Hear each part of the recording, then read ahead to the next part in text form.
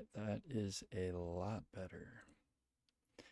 Okay, so first thing I wanted to do today was just give a little preview of UTEP, their coach Scotty Walden. The previous team he coached last year, Austin Peay. We're going to go over some game tape of both UTEP and Austin Peay. We'll hear a little bit from Coach Scotty Walden on the quarterback race in El Paso. We'll go over position group mismatches, keys to the game, things I think you should watch for. I have some hot takes I will share with you. And then we're going to get into my prediction. Who do I think will win? What do I think the score will be? We'll get into all of that in good time. But first, let's jump in to a little bit of highlights from the 2023 season. First game, they are playing Tennessee, 9th ranked team in the nation. To open this up. On first down, setting up a quick pass, and that pass is caught by Kenny Odom, and he's going to get now tackled. Tennessee's the 9th ranked team in the nation. It's going to be kept by the quarterback. DeLillo. Look at that first quarter. Should have kept running. All the way down inside the Overthought it. 25-yard Should have kept line. running. On 4th and 2, goes for 45. Great read, good eyes. Almost 102,000 from 45. Big kick. And Trujillo's kick splits Big kick. the uprights. Nicely done by Maddox Trujillo. 2nd down and 10. Handoff up the middle. And that's a good run by Jalen Rice. And honestly, watching this tape, I was pretty surprised. They do run 3-3-5, and so will UTEP. In trouble. Well, just like you said it, they hadn't had one yet. Like the defensive line heard me. They say, "Okay, watch this one, Steck." Just Unbelievable change the line, direction there. the discrepancy in line Jackson play. Ross on to punt. Gets a good one off this time. Fair Big punt. catch. Signal to the Drops left, it. punt. Cantonis muffs it, and this is going to be. Look, Clark, you see it right. This is unbelievable. You can't even make it up. Sink there. Brought everybody in there.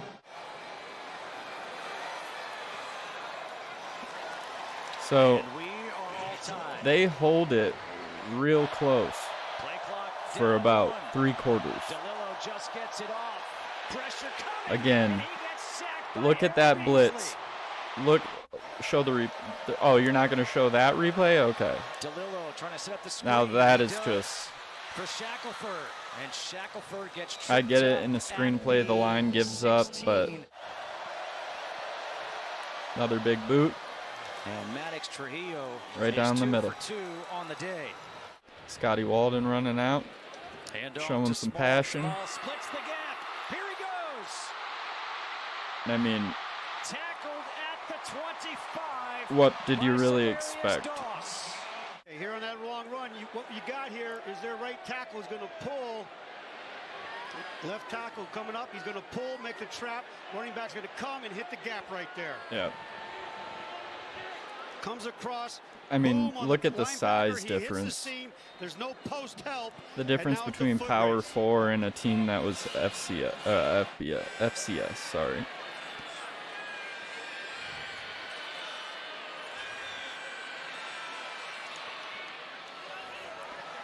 Big boot, and with 4 minutes left in the half, it's a tie game, 6-6. Ran a little circle to make the tackle. Short I will warn you, it doesn't last much Good longer. run by Jalen Wright. I mean, these Tackled at big the old boys from 48, Tennessee gets just the start first to down, picks up absolutely 14. wear Looked down like it was going to be a quarterback Austin keep, and he Peay. still threw the bubble. I mean, we're not even talking Ramel Keaton real able big to plays, fall but forward to the they move the 26, ball well. gets 9 more. 1st and 10 from the 21.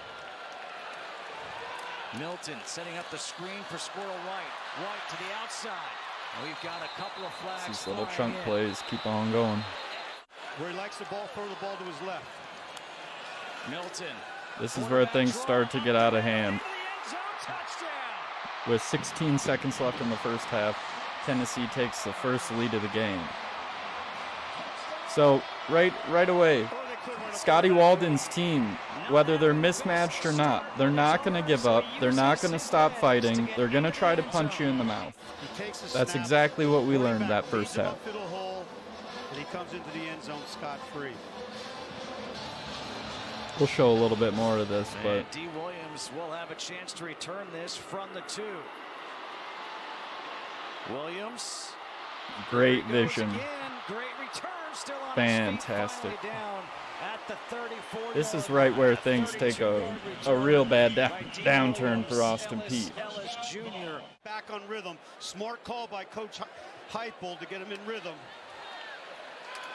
Now the handoff to Look at Wright. that. Wright's got some Look room, at makes some that. tackles, and Wrights is down Show at that the replay. 32-yard line. What they did, the tackle Watch trap this. again. They brought this guy over. Tennessee has now 157 yards. 157 yards with almost the entire second half to Handoff go. again to Wright. Look at Wright, this. Another explosive run. And Inside the 5. let's They be mark him honest. Down at the 3, 31-yard run. that's really all you need to see from that. So let's hop over. UTEP played Northwestern last year. A lot of people think this could be a close game. Because of that, the holes open up. There is a flag down. But it's Hankins again. This is what they did all of a week ago against Now, Barnett UTEP did not have a bad The team endangered last year, species. so Yeah. do Fullback, not no get doubt, it man. twisted. It's old school. This time they pull it and Great keep fake. it. Gavin Faked out the Hardison cameraman. has room and has a first down. Where's that number? Not 2 afraid to in run the Laufenberg on quarterback. back in honor of Luke Laufenberg, former tight end in the program who Now passed remember, away a whole in new 2019 offensive after a 2-year coaching battle with staff, cancer. and like Meanwhile, half the Hardison goes Austin out, has Peay another team complete joined pass, UTEP and this room to year. run after it for Jeremiah Ballard. The athletic wideout is inside the 10-yard line for this UTEP offense that's rolling after a gain of 25. They only have one receiver here.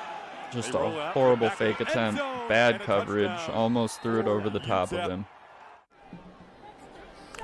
So that advances Northwestern well into UTEP territory on this opening offensive drive. Crease was able to be And creative here for comes A.J. Northwestern. Hennig, who they can use in a lot of different ways. They want to get him more touches. That's one of the ways we'll see him out there. Rutgers Wildcat. defender got away from them. They're maintaining blocks more effectively today. Now keeping it here is Bryant and finding the end zone. Something you'll see throughout this Jack tape. Lausch. Speed differential. Hardison back to the air, found a spot, squeezed it into a tight Good pass. window. What a pass, and then holding on through the contact is his go-to target today, Kelly Akari. It didn't work out that well for Northwestern, though. 60-year guy back on 3rd and 7. Nice pass. And he's able to find his target. Missed tackles. Cam Johnson able to get more yardage. That's the after thing, distance. when we're talking Spinning about out of trouble. Ultimately upended the talent gap just inside between a of team UTEP like Nebraska and territory. UTEP, it's going to come down to Several blockers set up tackles here. for them. If they're going to tackle Maybe like a that, disguise, though, there you although go. UTEP had it read from the start. This definitely feels like it is the 4th play, but 3rd down. Hardison with Plenty of time, and that is picked off. intercepted. Northwestern one and more So takeaways, and they he get had it a from their perfect captain, pocket, Bryce plenty of Gallagher. time. He looked throughout the defense and Certainly threw the it case. right They're to a trying to get the defender. Rushed here, outside of the pocket, thrown on the run. That chunk here. See if this was caught inbounds. It is. What a pass. Horrible, Jeremiah dangerous Ballard on the throw. receiving end. Lucky. Led the team in rushing as a freshman. Remember, he was a Doak Walker Award watch list player as a sophomore. Going in the air here for the 2nd time today, and they get in the end zone. Touchdown.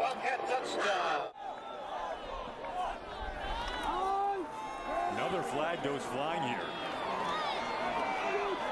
Hardison throws it up the middle, that is intercepted. And this Second is starting pick to of the look day familiar to us for Nebraska Northwestern. fans. Second pick of the day by a linebacker. This time it's Xander Mueller. How Now we'll see on 3rd and goal what they can do here. And to plunge it across the goal line. Did they get in? They did. So very Walensky, a season quickly, ago, appeared in 8 games, Northwestern started 6. Dumps it starting off, out of the to pull backfield. away Hyman here. again with room. Hyman with green grass ahead. Able to split the defense at Look the at the second speed. level. And Joseph Hyman is going See to you take later. this all the way. 85 yards. I mean, 28-7 going into the 4th. Smith open on the sideline, and they do convert on 4th down and get inside of Northwestern territory. This is a big win for your program, and in the interim home debut of David Braun means a lot in different reasons. Good pass there. Last quarter, here we go. How this has flowed so far. To bring Lausch in here, we've seen him in these deliberate running situations, and there's a good platform set up on the outside from Gordon. And, Springs I mean, down the sideline. This is the... They're aiming for a 40-yard field goal Now, here. Kind of just rented out at Benny Hanna's this one is night and bonded. Northwestern. And said it was just kind No of one in the a team and stands. a staff having fellowship together. Right now they're celebrating moments together. And they were the ones that only scored 7 points a week ago, trying to flip that script today. Oh, it's right on cue. Another interception for this defense. The 3rd People of in the day. stands are just on their phones. That's a smile that means so much for interim Okay. head coach David Braun. That and is this program really today. all you need to see from that to know what's going on here, right? I mean, let's just be real. The talent differential is going to be huge. Nebraska is going to be having favorable matchups in almost every position across the field. There are some spots where there is some uncertainty. One of those, in my opinion, being the running back room. They also threw the ball a lot better than Nebraska last year. Their starting quarterback had a QB rating of 130 and some change. For comparison, Heinrich Harburg's QB rating last year was 106.5 or something like that. 106.5, which is, as you can imagine, horrible. It's not good. So let's jump into a few... take a look at the roster for the Miners and Austin Peay last year. We'll look at some statistical categories as well. And we'll look at who they lost, who they're bringing in, and then we'll get on with the show. So right off the bat, these are the statistics for Austin Peay's season last year. Now, this is Scotty Walden's team. Quarterback threw for 3,000 yards. We wish we had Mike last year. Also, big time running back, ran for 13, almost 1,400 yards. I think Heinrich Harburg. Well, let's just see. Yeah, our leading rusher was Heinrich Harburg with 477 yards last year. That is awful. We need to be better. We need to have better running backs. We need to have better blocking. We need to not turn the ball over. That's all obvious to you guys. So then again, look at the receivers. All 800-yard receiver. That's pretty good. We're hoping we have an 800-yard receiver last year. Tackles. Big time right there. And then I think Tommy Hill led us with 4. But across the board, they're looking real good. Let's look at the UTEP Miners. Had a good season in some ways and struggled in others. Cade McConnell was the 4th string quarterback coming into camp last year. He won the starting job. Gavin Hardison, I believe, was their starter last year for a few games, and then Cade McConnell took over. He's in a tight quarterback race with Skylar Locklear from Austin Peay, who transferred over to the UTEP Miners following Coach Walden. So, since we are on that topic, let's hear from Coach Scotty Walden about the quarterback race in El Paso this year. Ladies play quarterback for the UTEP Miners. And speaking about quarterbacks, UTEP is still figuring out who is going to be its starter for this season. That's one of, if not the biggest question about this year's Miners team. At the beginning of the fall camp, Coach Walden had all 7 quarterbacks on the roster competing for the spot. Later in the camp, it came down to 2, and Coach Walden says it's still down to 2 as we're 10 days away from week 1. It's last year's 4th string turned starter, Cade McConnell, and Austin P transfer Skylar Locklear battling it out. And the way these 2 guys have been performing during fall camp is making it pretty difficult for Coach Walden to nail down a starting quarterback at this point. If I showed you our quarterback production chart, it looks like a hieroglyphic because there's so many different categories we're charting on these guys. I'm being real. I want to see how they do against if they're with the 1 offense against the 2 defense, and if they're against the 1 with the 1 offense, how they do against the 1 defense, and vice versa, right? So I want to chart all that stuff. We charge touchdown drives. So like I think one of them has, last I looked, it was yesterday, it was 21 touchdown drives. The other one's got like 20. I mean, it's literally his neck and neck. Both of them graded out 81. He is a high energy like guy. We're trying to grade it as hard as we can and try to find the deviation. The bottom line is this. I mean, if you want reality, like we can win with both these guys. You know, I really feel that strong, and we're blessed to have that because I think this day and age college football, you got to have more than 1 quarterback. You know, as good as pass rushers are. So, but we will name a guy. We will roll with that guy, and then we'll adapt from there. Coach Walden. Oh. You heard right there from head coach Scotty Walden. In fact, if you were listening, they said they have 7 quarterbacks in their quarterback room. 7? What?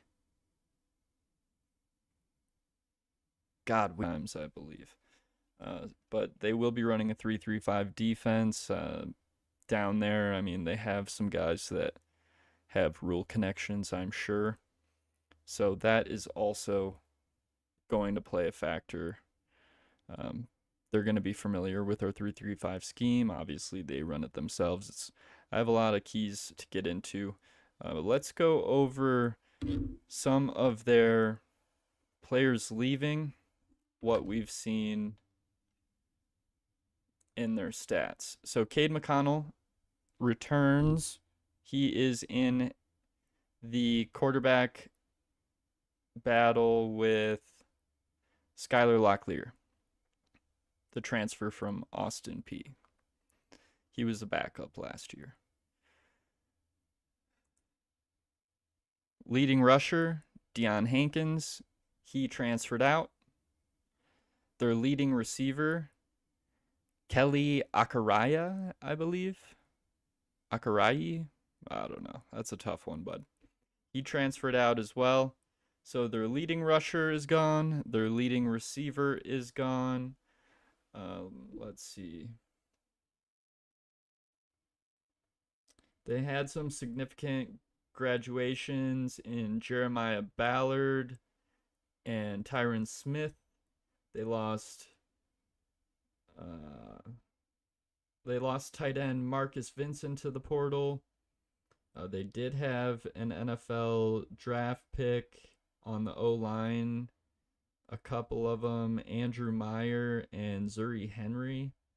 And then they graduated Elijah Klein, it looks like, and lost Justin Myers to the portal. As far as returners and newcomers, like I said, Cade McConnell, the starting QB from last year, is back. It sounds like it's a really tight quarterback position. We should be hearing any day from Scotty Walden, who is QB1 heading into the game against Nebraska will be.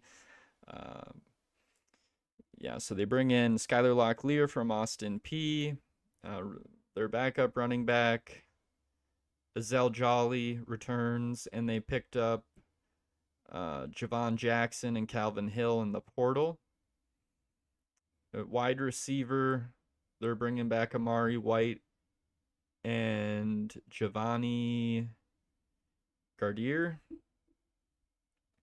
They picked up Jaden Smith, Trey Goodman, Kenny Doom, and Cam Thomas in the portal. If we come over here to, those were receivers. Trey Goodman, Austin P.,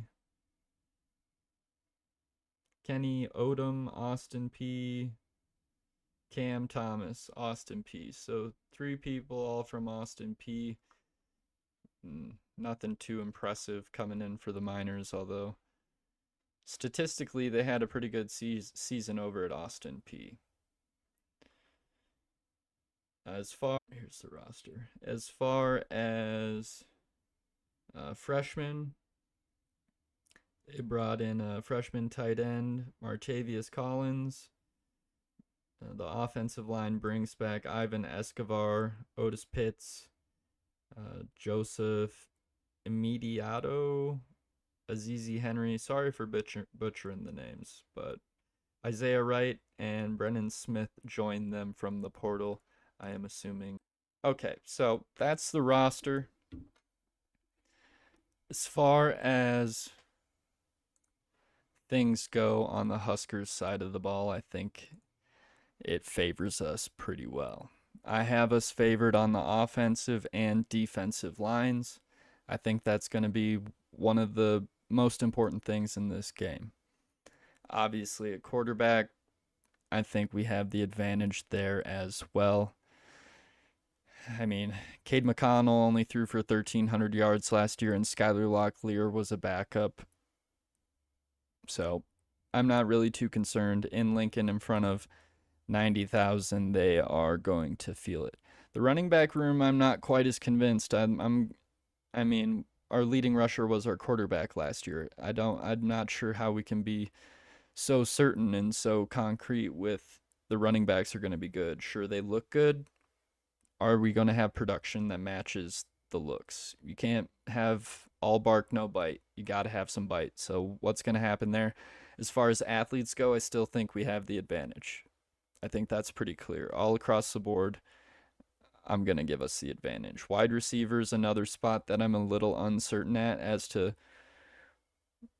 how big of an advantage we actually have, but I think time will tell with that, right? We have a lot of new people coming in. We're not 100% sure. We got to see on-field production before we make any more assumptions as to talent level. Tight end room, I think we definitely have it. We have one of the best tight ends in the country in Thomas Fidone. He's definitely going to go pro if he has a big season this year, so that's no question. D-back, I also like our odds, our matchup there. I think Tommy Hill, depending on who we play on the other side, Hartzog next to Tommy. Yeah, we'll see who they play across from him. That'd still be determined, but Tommy Hill, at least a second-round draft pick, so advantage Huskers there. Special teams, another one that I think could be a toss-up. I'm not convinced yet. I got to see the play on the field. Yeah, I mean, as Husker fans, we all know how our special teams has looked these last few years, and I don't think anyone can say it's pretty. So I'm going to leave that at a question mark for now. As to my keys for the game, you got to dominate the line of scrimmage. I want to see the improvement in the O-line. Even with losing Prohaska, the line should take a step forward. If you look at PPI numbers from last year, the line significantly improved from the beginning of the season to the end. And that would indicate that there will be a bigger jump in year 3 of Donovan Raiola and year 2 of Matt Rule. Look for the offensive and defensive lines to take big jumps this year. I mean, not just singling out the offensive line. Look at the defensive line. We're projected to have a top 5 defensive line at the very least. Butler, Hutmacher, Robinson. Nash looks exactly like Brock Lesnar. It's unbelievable. It's actually scary. Second key to the game, protect the football. This should be a no-brainer at this point. Hammer it into their heads. If you cannot hold on to the ball, you will sit. If you cannot make good reads, go through progressions, and get a simple check down and get the ball out or throw it away, you will sit. That should just be the standard. Protect the football. Along with that, win the turnover margin. huge key to the game and this season. We need to win the turnover margin. We were one of the worst teams in college football last year in that category. You need to be better. And lastly, win special teams. Can we win the special teams? Can we have a big kick return, a big punt return? Can someone make a big hit and pump up the team? Switch the adrenaline, switch the momentum. Who hits a big field goal? Keys to the game. Now, things to watch out for. Like I said before, offensive line play. Specifically, I want to see Turner Corcoran and Micah Mazuka. How are they going to play? How are they going to perform? It is inferior talent. You got to dominate. You have to dominate. This game should be over by half. If you are doing the things you need to do, if we are the team we say we are, we think we are, this game will be over by half. It should be a boat race. Honest to God. Should be a boat race. Second things to watch. Scotty Walden. He's going to run a ton of plays. Very fast-paced offensive scheme. They're going to test our secondary outside of Tommy Hill. Who is going to step up and make some plays? I've just mentioned we need to win the turnover margin. Who is going to get the ball away from the offense? Take the ball away. Who's going to do it? We need to see somebody step up. Tommy's going to have a big year. We already know that. We need to know the other side across from him is taken care of too. We cannot have a gap where quarterbacks can just target one side of the field all game. That cannot happen. Third thing to watch, obviously, Dylan Raiola. How does Dylan look in his first college start? That's going to be a really big question here. Really big question. He's been born and raised for this moment. He's been the number one quarterback in the nation since his freshman year. He's trained with all the best quarterback coaches. Texas, down in Kansas City. He's taking the O-line out. He's flying receivers out. He's doing the things you need to do. How does he play? What does it look like? I want to see him go through his progressions, dissect the defense, make good reads, get the ball out of the pocket, and throw it away when you need to. Don't take dumb sacks. Work with the line you have right now. Know you have to get the ball out of the pocket fast. It's going to be very interesting. So those are some things to watch.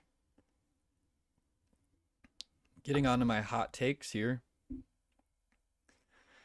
Hot take number 1. Following up on that DR talk.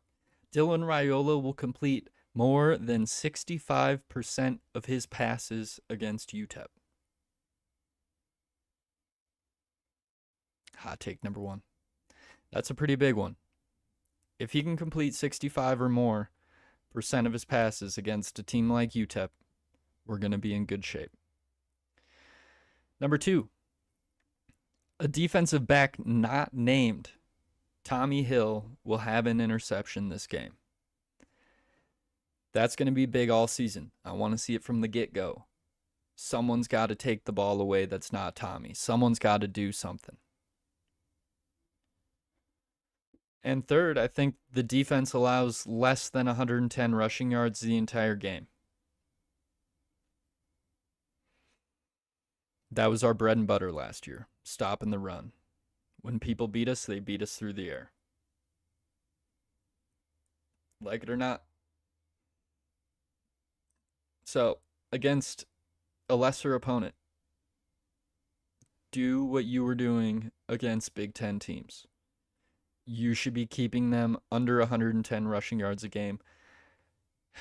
I would love to say under 100 yards, but let's just wait and see. All right.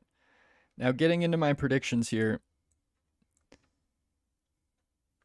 I think we dominate from start to finish. Dylan Raiola, I have him throwing for more than 65% of his passes.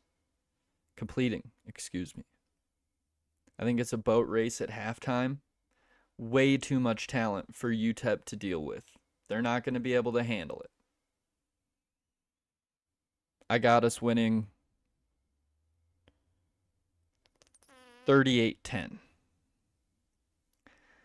And I think that's that's a lot of points for a first game.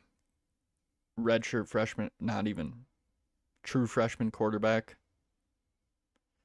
38's a lot. Looking in front of me, I have 41 written down, and I was like, no way. 38. And I still am thinking that's a lot now.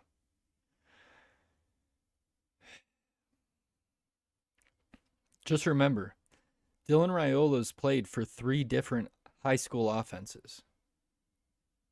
He played in Texas, he played in Arizona, and he played in Georgia. Last year, he threw for 31 touchdowns and 1 interception.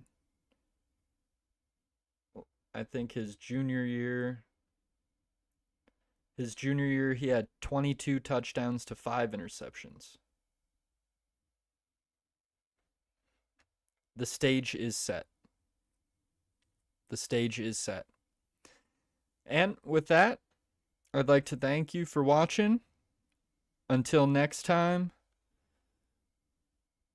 well, you know what it is.